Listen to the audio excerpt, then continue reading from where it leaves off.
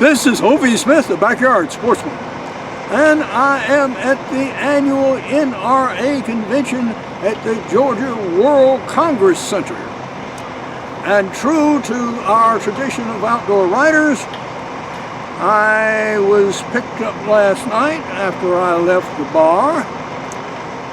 The police, and we had a ride in the paddy wagon, and I made it home at 2 o'clock in the morning.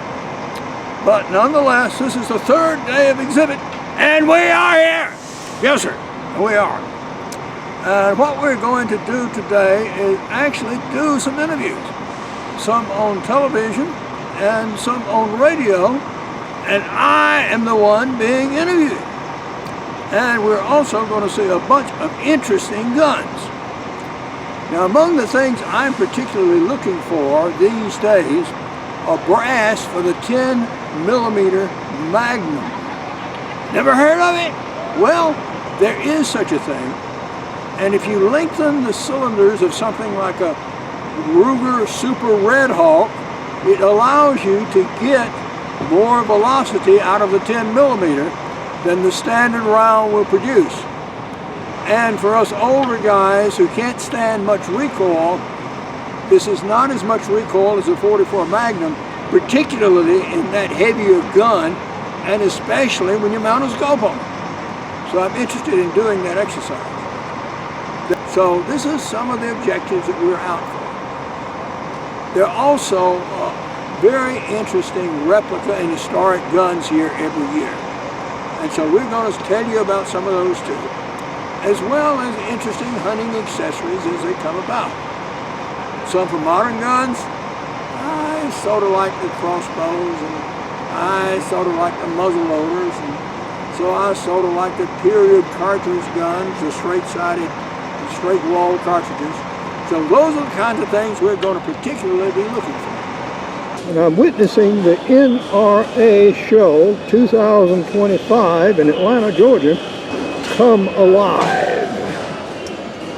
And right now everything is pretty much in bedlam as exhibitors are getting ready to go. They're stocking their booths and getting some of these very elaborate exhibits done. And this is what it looks like.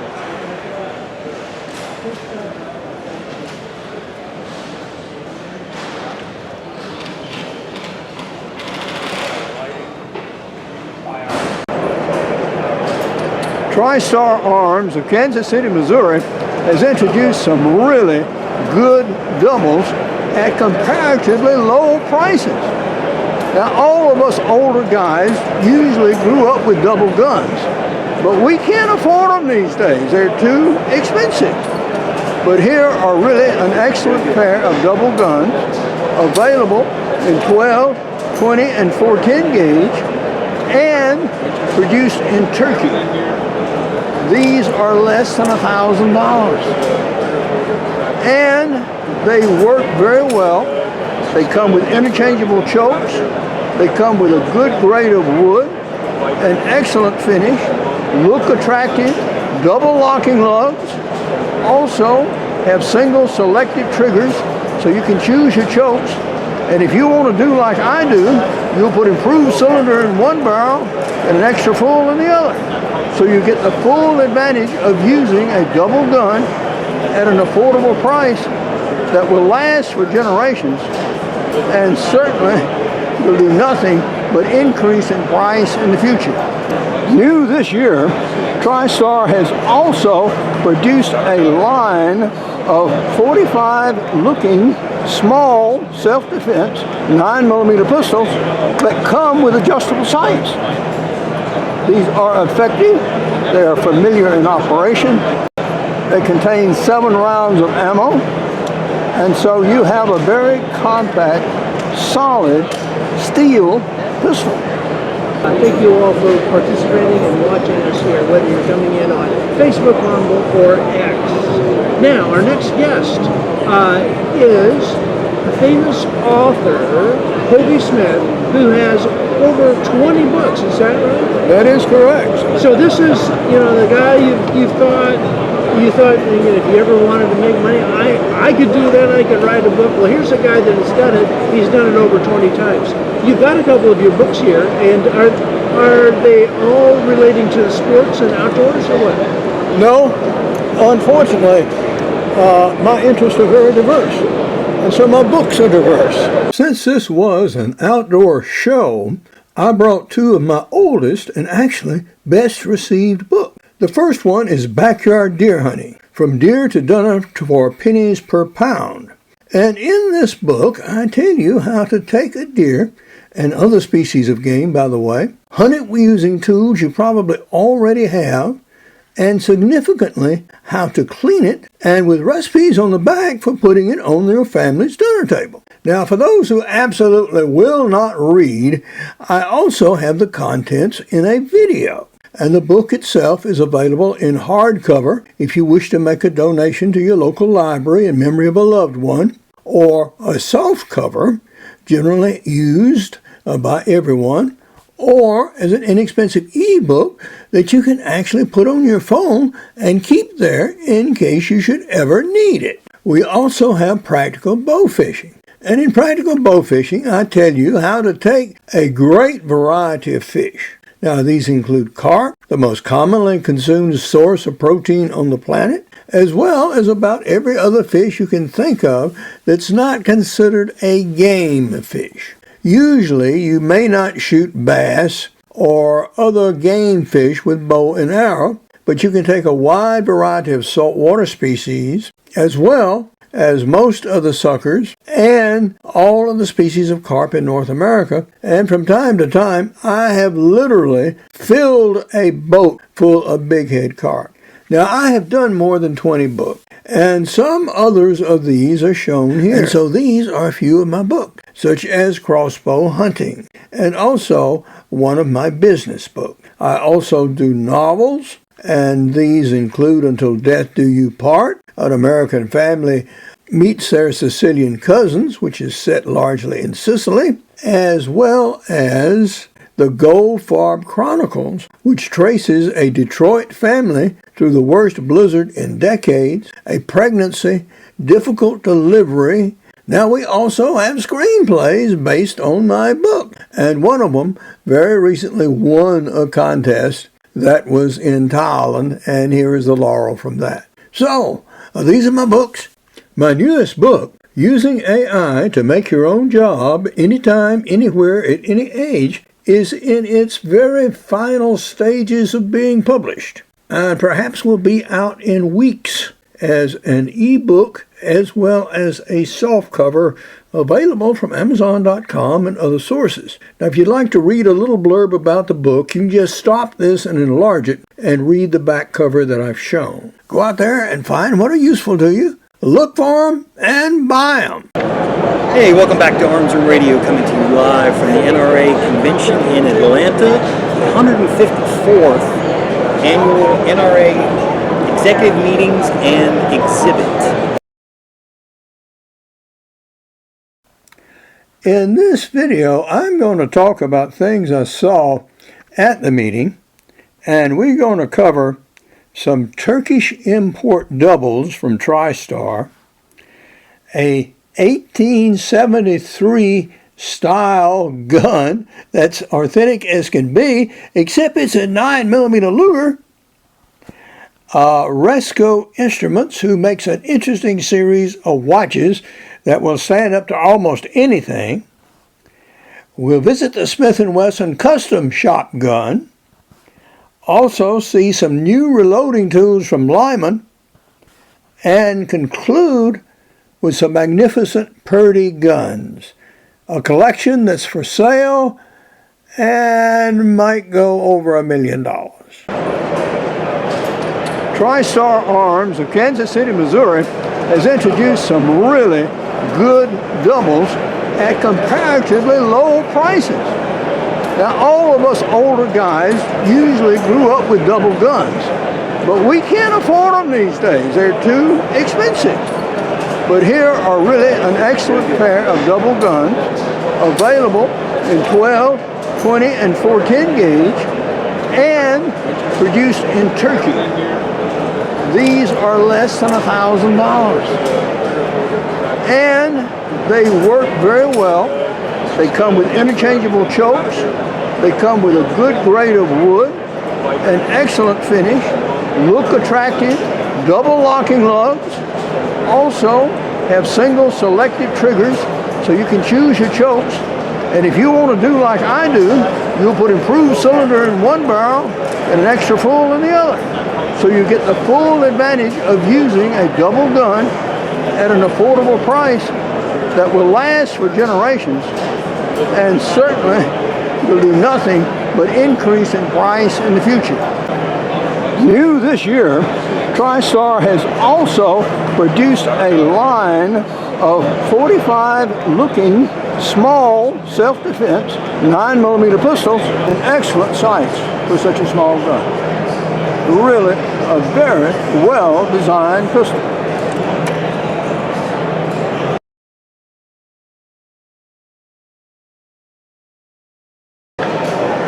And the pricing on this beauty is $19.99, $1,999.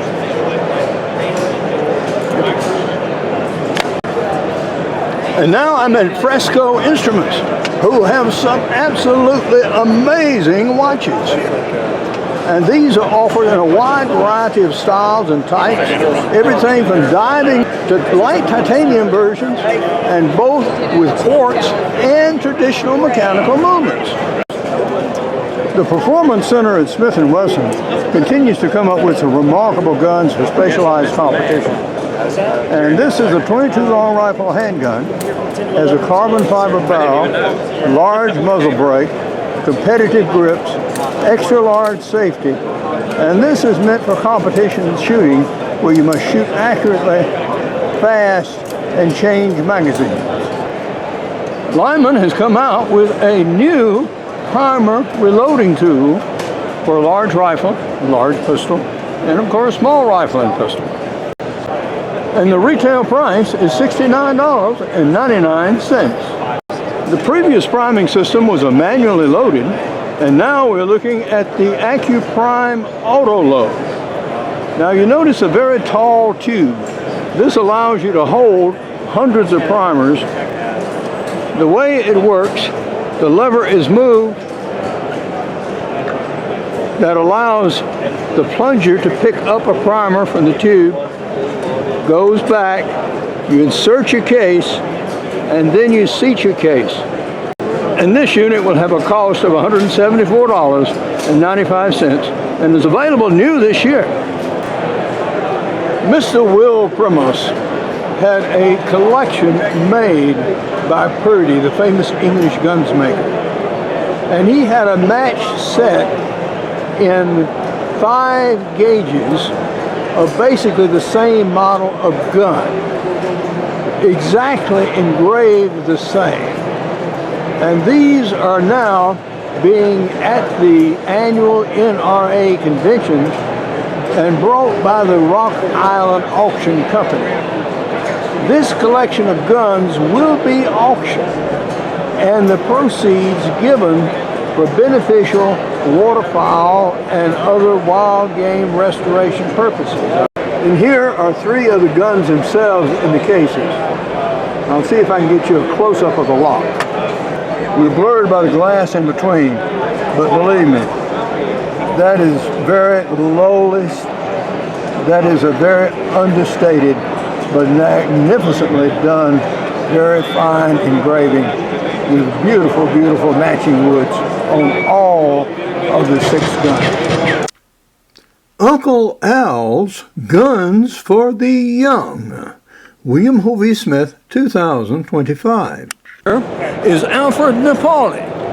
Now Al, or Uncle Al as he's well known, is an older guy like me. And he started out in the firefighting business, got involved in the firearms industry along the advertising vein, had a long and successful career, and is now doing something very interesting in regards to youth hunting and bringing out a new line of shotguns specifically designed for young people. My encounter with Atlanta's finest was exactly as described. I had gone to an Irish pub and I had had a single beer.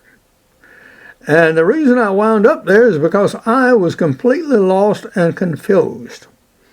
I'm not familiar with Atlanta. I go there as seldom as I can possibly get away with. And so when I found a parking place, a parking garage, I grabbed it in a hurry because the previous day I'd not had much success. Well, I found it, but the only problem was it was 8 minutes away driving time from where the convention was, and I'm getting around in a walker.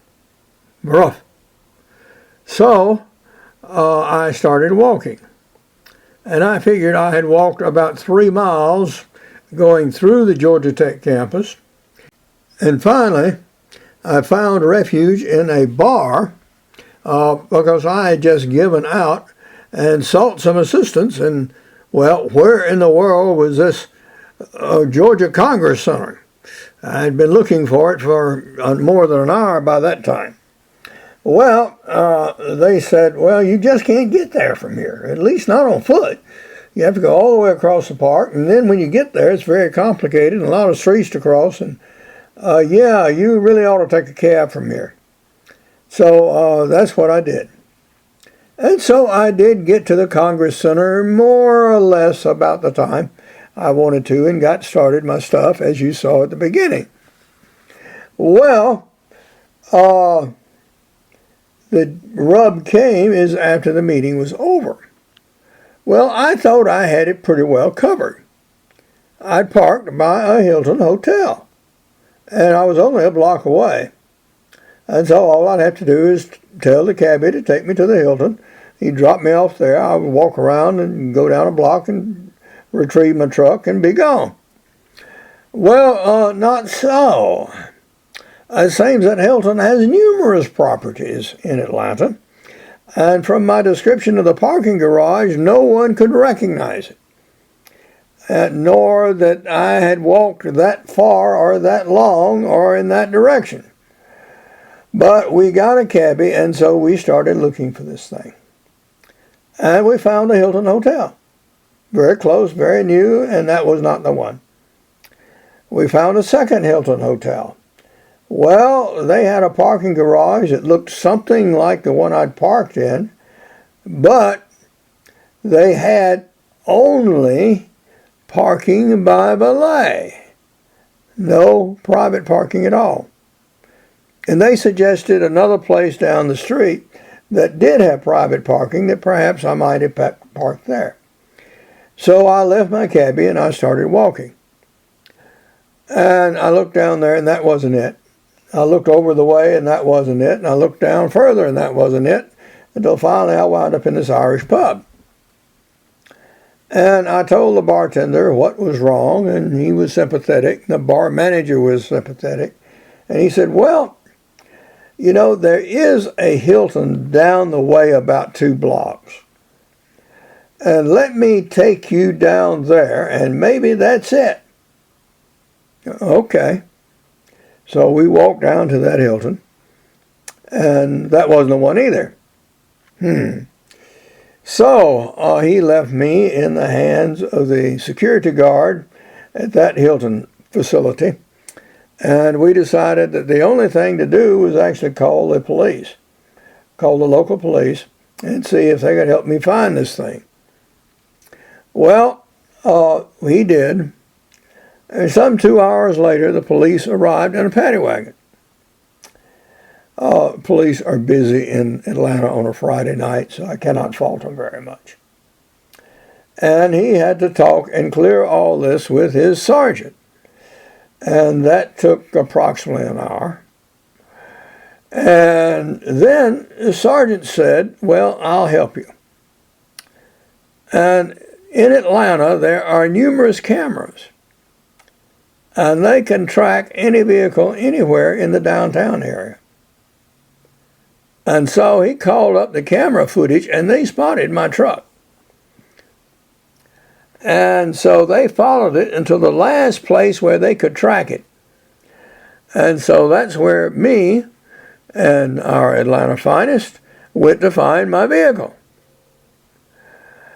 And it was in a large Cortland parking lot very near the old Atlanta Stadium, down by the railroad tracks. Well, they went to the place where the truck was reported. Sure enough, there was a Hilton there. It happens to be the Hilton Garden Inn. Well, I know that now. I didn't then. And there was a parking lot down below it. We looked in that, but that was not the entrance. It was the same parking lot, had the same kind of signage, but that was not the entrance. So there must be another entrance. So we started circling around. Sure enough, we found another one. And when we approached it, all kinds of beeping went on. The paddy wagon was too tall to go in.